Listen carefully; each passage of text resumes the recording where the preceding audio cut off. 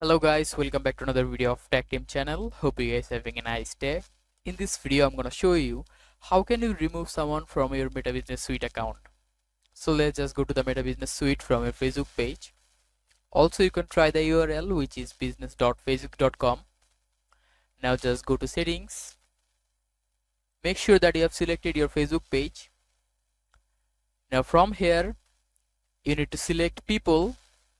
Make sure that you have selected people from here, and after that you will see all of your account that you have given access.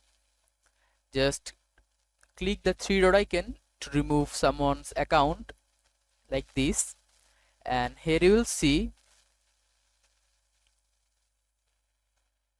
let's try it again, and here you will see this remove from business portfolio. Just click on it, and all you need to do is just click on remove, and by clicking remove you can just remove someone from your Meta Business Suite.